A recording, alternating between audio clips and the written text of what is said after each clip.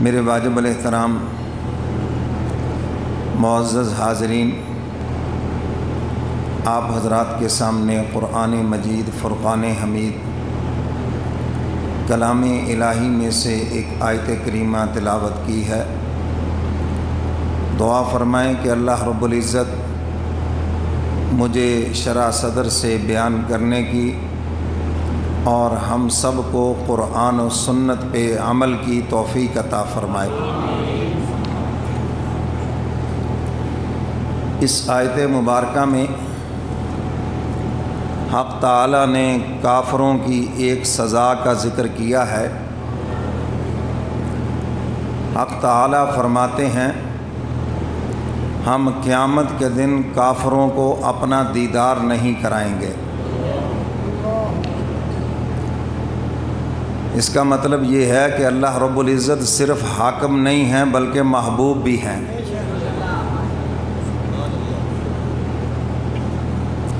میرے محترم سامعین، دنیا میں آج تک کسی بادشاہ نے، کسی حاکم نے کسی مجرم کو یہ سزا نہیں دی کہ اگر تم نے فلاں فلاں جرم کیا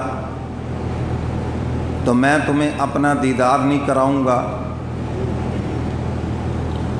اگر کوئی کہہ بھی دے تو مجرم تو کہیں گے ہمیں کیا ضرورت ہے بھئی تمہیں دیکھنے کی، ہم کب مرے جا رہے ہیں۔ لیکن قرآن کریم میں حق تعالی بتا رہے ہیں قیامت کے دن کافر بھی تمنا کریں گے کہ دنیا میں تو ہمیں بالکل یقین نہیں تھا کہ اللہ ہے، نہ ہم نے اس سے کوئی تعلق رکھا اور نہ ہمیں اس کی ذات پہ یقین تھا، لیکن آج ہمیں بے شک جہنم میں بھیج دو، ہمیں دیدار تو کرا دو، ہم دیکھ تو لیں اپنے پروردگار کو۔ تو اس وقت کہا جائے گا اگر یہ یقین دنیا میں پیدا کرتے تو آج تمہیں مولا کا دیدار نصیب ہوتا۔ اگر اللہ کا تعلق اور اس کا دھیان تمہارے دلوں میں دنیا میں پیدا ہو جاتا اور پھر تم کافر بھی نہ رہتے اور آج پھر تمہیں اپنے مولا کا دیدار بھی نصیب ہوتا۔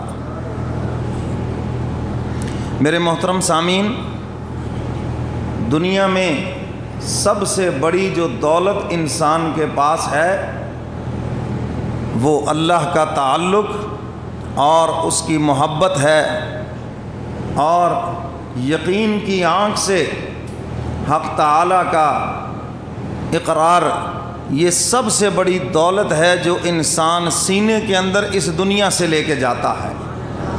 اللہ ہم سب کو نصیب فرمائے۔ تو یہ ابتدائی بنیادی باتیں ہیں، ان کو ذرا پوری توجہ سے سمجھو گے تو آگے والا مضمون سمجھ آئے گا، ورنہ تو دماغوں میں تو وہ 2 + 2 اور 4 کے علاوہ تو کوئی سوچ ہی نہیں ہے ہمارے۔ تو جو اللہ کا تعلق اور اس کا قرب چاہتا ہے یقیناً اس کے دل میں تڑپ اور وہ اس کی کوشش بھی کرتا ہے، اور یہ رمضان کا مہینہ مشق بھی اسی کی ہے۔ لعلکم تتقون، روزے رکھ کر تاکہ تم میرے دوست بنو، پرہیزگار بنو، تمہیں میرا دھیان نصیب ہو جائے۔ اور یہی تو استحضار مولا ہے کہ اللہ کا دھیان نصیب ہو جائے۔